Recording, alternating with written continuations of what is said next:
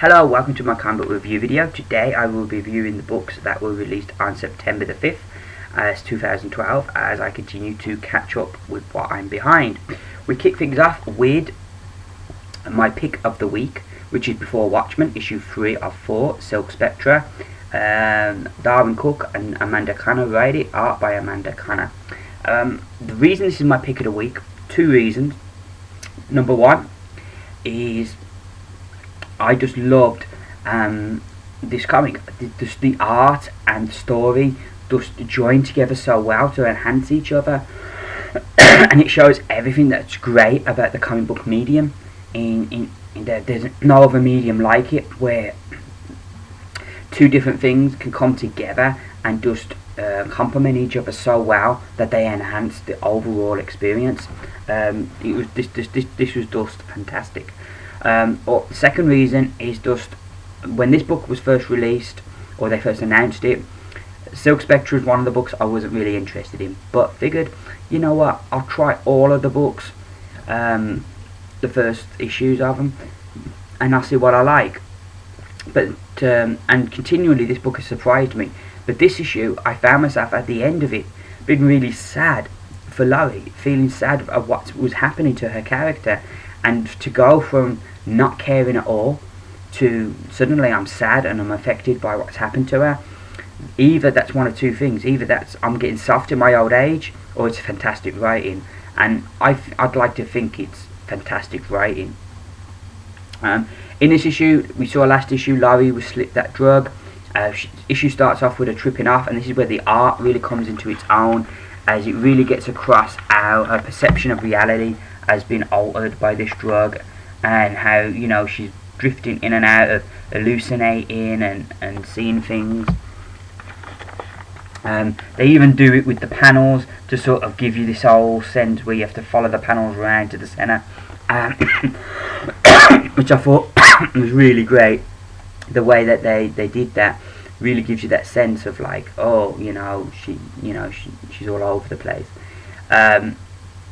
We then go back to her mum, Sally, who's on the phone to Uncle Hollis. She sent the letter last issue back to Uncle Hollis to tell him she was okay. He's phoned her mum to tell her mum, but her mum wants to know where she is. He's saying no, leave her. Once she finds how hard the world is, she'll come back home. That's not good enough for Sally. She says, if you can't get her back, I'm going to get somebody who can. We then jump back to San Francisco. Laurie's boyfriend has had a bad turn because of the drugs. He's had a bad reaction to them. He ends up in hospital, but he's going to be okay. Laurie is really upset, so she confesses to him that she'd be going out and doing this vigilante thing. He's kind of cool with it. She then has to leave because it's the end of visiting hours. So she decides she's going to go out, she's going to buy a new pair of boots, and then she's going to go have to Guru Stein. Meanwhile, the person that Sally said she was going to get turns up in San Francisco, and things turn a bit dark. Like I say, really enjoyed the book. Loved it. The ending was just so sad, but at the same time so perfect. And the art all the way through the book is just brilliant. I've got to be careful with the second half of the book. I don't want to spoil the end of the book, the surprise of who turns up. So what can I show you? I'll show you this page. So the art all the way through is really good. And I'm just really enjoying this book all round, and I never thought I'd say that. So yeah, my pick of the week, a definite thumbs up, is Silk Spectre. Next up, it's Zero month this month, so DC are going to do all 0 issues to celebrate the 1 year anniversary of the New 52. Supposedly, they're supposed to be set before issue 1, so you could read 0, then read issue 1 and onwards, and it would all make sense. So most of them are supposedly going to be origin issues. First up, we have Animal Man, written by Jeff Lemire, art by Steve Pugh. This issue, we sort of join the issue with the predecessor to Animal Man, his predecessor, who goes up against Anton Arcane and gets killed. But this leaves the Red in a bit of a mess. They haven't even made the next Avatar, because it was going to be Maxine Baker, the daughter of Buddy Baker. So they decide we're going to make one of her parents a sort of stopgap Animal Man. We won't give them all the powers that a regular avatar would have, but we'll give them, you know, some powers, and they can be the stopgap while the daughter is born and grows up. But because he's an adult and the process would turn him mad, they decide to put it in a context he will understand. And so then we get to see the origin of Buddy becoming Animal Man. I enjoyed the issue. The art, you know, is very reminiscent of the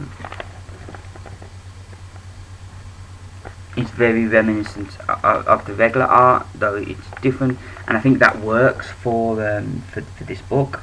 I think the book itself, I enjoyed it.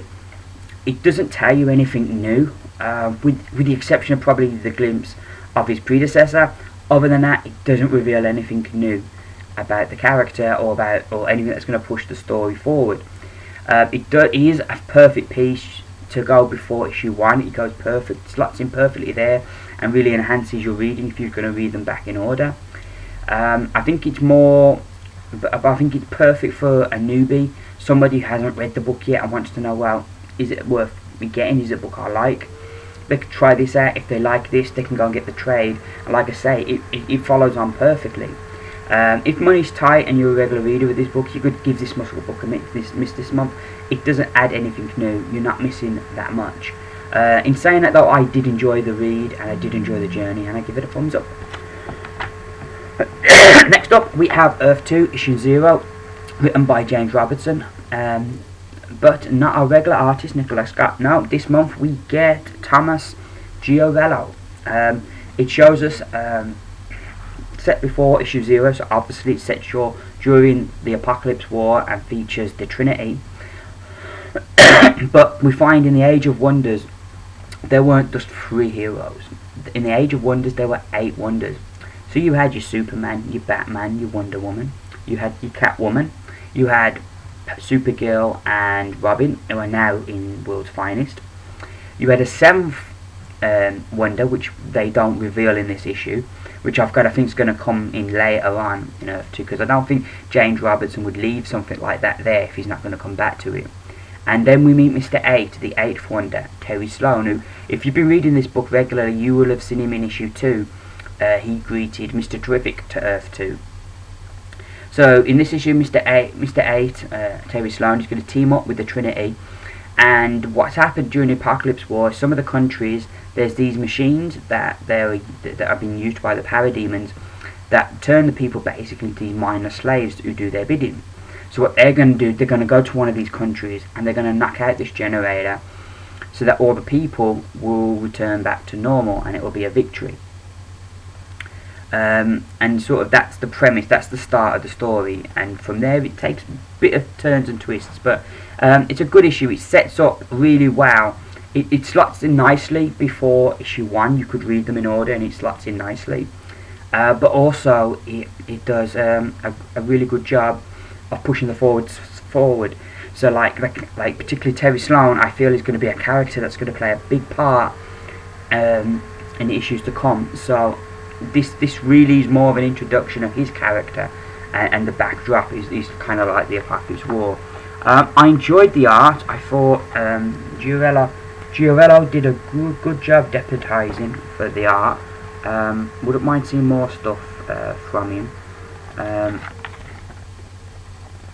in the future. There's some really nice stuff in here. Another thing that they're doing, in the back of all the books, they've got like a who's who in the New 52, and like each issue looks at who you've got in that issue. So I thought that was a nice thing, and they also do that like checklist. But yeah, I enjoyed this issue. I thought as a nice first issue, and I give it a thumbs up. Nice hero issue there. Next up we have Green Lantern issue 0, and I had a chuckle. A year ago, New 52, the big gimmick, it's a reboot in the universe. You don't have to know anything about these characters. You pick up the issue, everything you need to know will be in there. And Jeff Johns was like, no, I'm not playing that game. I've spent so many years building this character. I'm not going to throw that all away and start again. So he just carried on. It was issue 1, but he just carried on telling the story he was telling. And he does pretty much the same thing here as Geoff Johns. He tells this story, and they'll say, yeah, it's an origin story, which sits in with issue 0, but it's very much issue 12.5, or 12.1, sorry. Very much 12.1, because it carries on the story, introduces the new Green Lantern of Simon Baz, but there's no way you could read this before issue 1 without being completely lost. It doesn't fit in like that. This very much follows on from what we saw in the Green Lantern annual that followed on from issue 12. So in that respect, it's not really an issue 0, but it does have this new character, Simon Baz, and we're introduced to him, and he's a young Arab American, and we're introduced to him on one of the worst days in history. If you see that eyeball there in the centre of it, it's the Twin Towers. And as a young Muslim, his life is changed after that. As you know, his mosque gets graffitied, he gets bullied at school, he gets victim of profiling. So we jump to the modern day, and he's stealing a van. And at first, it looks like this guy has just turned into a criminal. And unfortunately for him, the van that he chooses to steal has a bomb in the back. Now, as a Muslim, there ain't no way people are going to not say he's a terrorist. So as he's trying to find somewhere safe to get to before the bomb goes off, he phones his sister, and he's like, don't believe what they say. He's lost his job, he feels responsible for the death of her husband, so he's trying to get money for her, and he stole this van. But he tells her he's not a terrorist, and that tells her where to find some money that he's stashed for her. And then the bomb goes off, he gets out the van, the bomb goes off, he gets arrested. We see him being questioned, and he's kept asked the same questions over and over. They don't believe he's not a terrorist. So then the power ring turns up, and he becomes a Green Lantern, and that's when everything changes in this issue. So here, the art again, Doug Mahnke is on the art, and he always does a great job.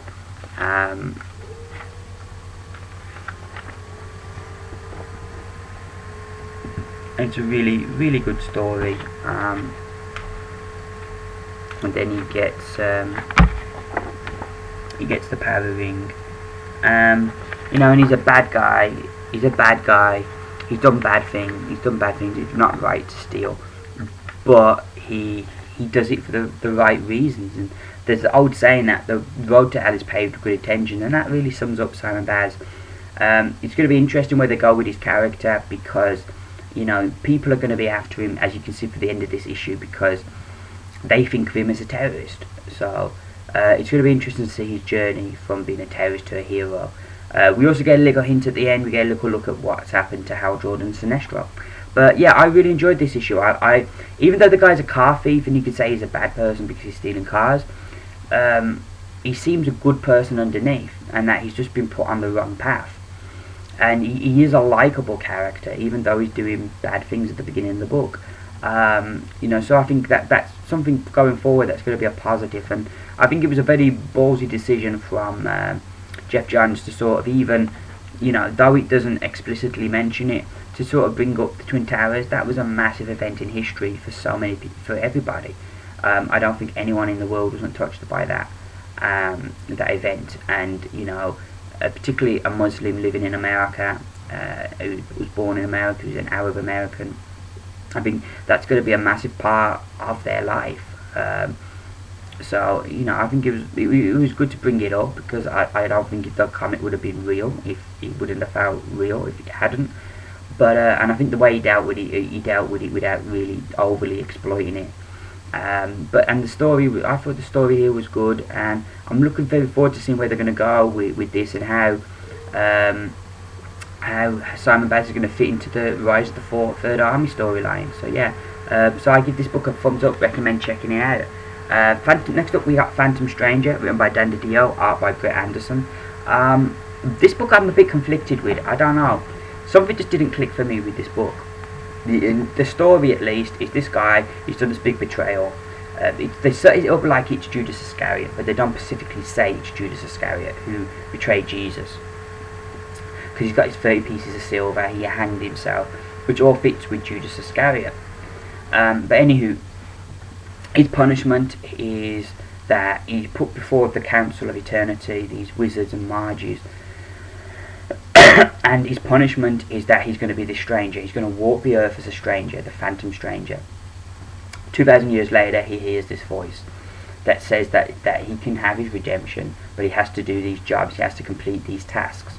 And he has to find this guy called Jim Corrigan and take him, because his wife's been kidnapped. He's a police officer, his wife's been kidnapped. And he has to take Corrigan to where his wife is. Though long-time readers of DC will know who Jim Corrigan is. But it was still nice to see him here. And he takes him there, and it's sort of like there's a twist. The job isn't what he thinks is straightforward. It looks straightforward, but it's not. He doesn't have all the information. And so then what happens, and he's like, okay. And then he loses one of the pieces of silver, falls off his chain. So like you gather that he's going to have to do 30 missions to lose all the silver, and then he'll have redemption and be able to go to heaven. So I like the setup that you've sort of set up your story. That each issue could be, you could set up each issue that he's got another mission, and in between the missions you could have people, because he doesn't know the full consequences of his actions. He's just doing what he's been told. He doesn't know the bigger picture that this is in. So you could have people come back wanting revenge because they perceive that the Phantom Stranger has done something to them. So, you know, I liked all of that. I thought that sets it up nicely for future issues and for like the regular story going on. Thinking about it, my problem is though, I didn't empathise with the character. And for me, that's a very big thing with a book. If I don't empathise with the character, if I don't care about the character, I'm not going to be bothered what happens to them, and as such I'm not going to pick up the book. And I don't think a good enough job. I think the character is the way the character is, there's just no way you could do it, or that at least they haven't managed to find a way to do it. Like, yeah, he wants atonement, but they don't do enough to make us care about why should we care that this guy has atonement, that this guy gets redemption and manages to get to heaven. Why should we care? And for me that's a problem with this book. But like I said, there was stuff I liked, so I think I'd give it a thumbs in the middle. I may pick up the next issue, we'll see. But the art, I should mention, I did like the art. I thought it had a kind of a retro-y kind of feel. It felt different, which the book should, in my mind, anyway.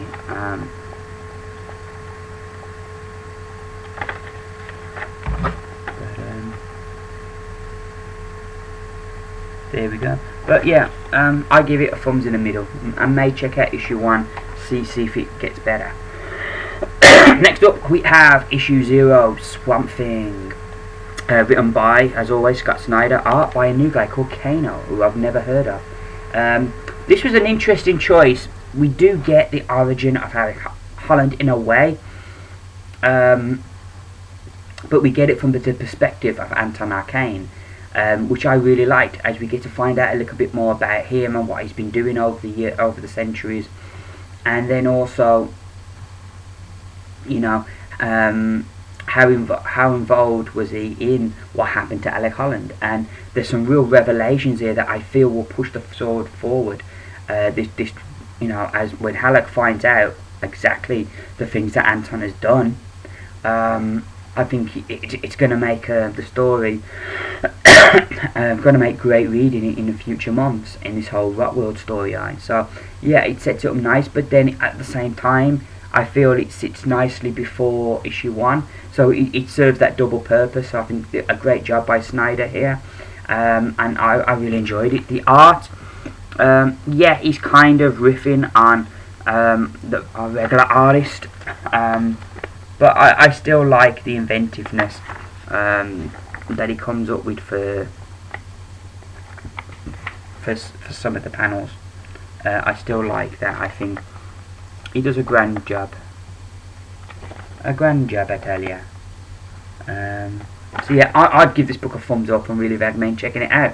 Whether you're a regular reader of Swamp Thing or you just want to try it out, it's a really good book. Thumbs up. Next up we have World's Finest, and this is very much an origin story. We kick this story off on Earth 2. We get to find out how our Huntress, how she became Robin, how she trained, what happened to her mother Catwoman.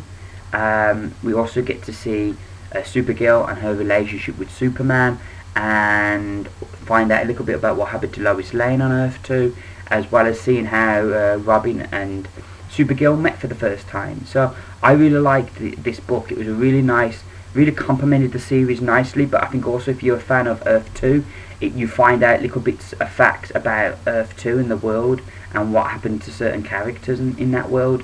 So I think it works really well if you're a regular reader or if you're a reader of Earth 2.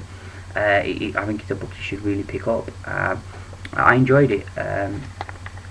The art I wouldn't say was anything to write home about, but it was alright. But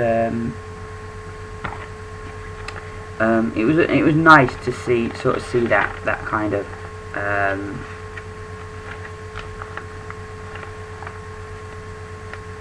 it was nice to see that kind of origin story. But yeah, I enjoyed this book and give it a thumbs up. Next up we have The Muppets, issue 3 or 4. The 4 seasons and we're on fall, as you can see at the bottom there. As the previous issues, Roger Language does the art and the story.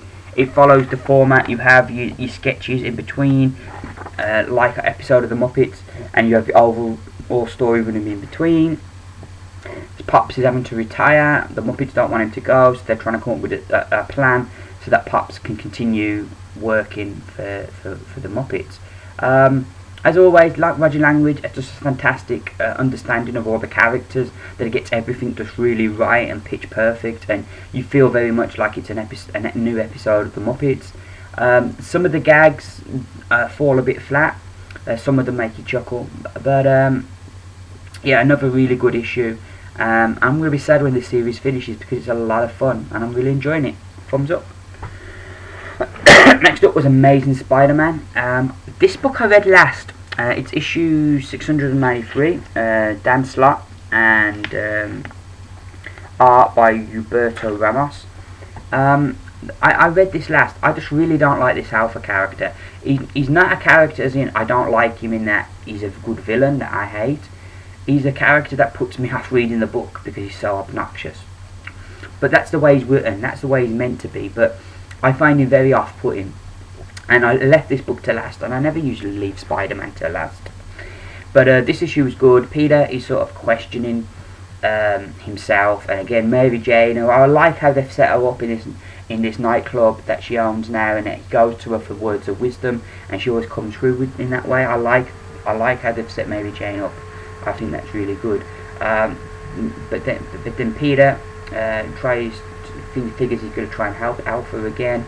Alpha gets kidnapped by the Jackal, who kidnaps Alpha, not just Alpha but Alpha's family, and he's going to clone Alpha. But then Spider-Man has to try and find and save Alpha. So yeah, I enjoyed it when I read it, but I'm just not a fan of this Alpha character, and I still maintain he's going to turn into a villain. He's going to fail as a hero, he's going to blame Spider-Man, and he's going to end up as a villain trying to kill Spider-Man. That is my prediction. I enjoyed this issue when I read it. I really did. It was a good issue, but yeah, I'll be glad when they've finished with Alpha. But I'll give this book a thumbs up because I did enjoy it. Another book that ran close for my pick of the week is Hawkeye, issue 2, written by Matt Faction, art by David Aja, and colours by Matt Hollingsworth. I mention all three because this is, like Silk Spectre for me, is a perfect example of why this medium is so brilliant. The collaboration between a really good story, fantastic art, and really unique colouring just make this book work. You know I like Hawkeye, but I never thought I would enjoy a Hawkeye book as much as I enjoy this book. And this is the second issue, and I just love it.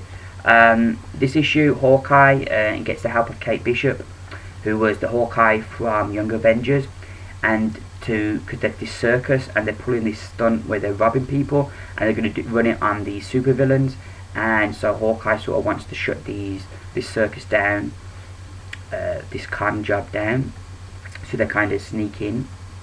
So you know, that's your setup, that's your premise, and you know, but then it's the way that they realise it. The artwork is just brilliant, and the colours, you look all through the book, is that they have the same colour palette all the way through. They don't stray outside of that palette, not for any reason. So I really enjoy it. I really like, you know, the art, I like the colour. Everything about this book is just brilliant, and I really recommend, if you're not reading this book, if you're thinking, oh god, Hawkeye, I'm not bothered, try it. Issue 1 and 2 are just both brilliant. They're very much kind of like standalone stories at the moment, though I think we will see consequences to both, what happens in both issues. I think there will be consequences later on.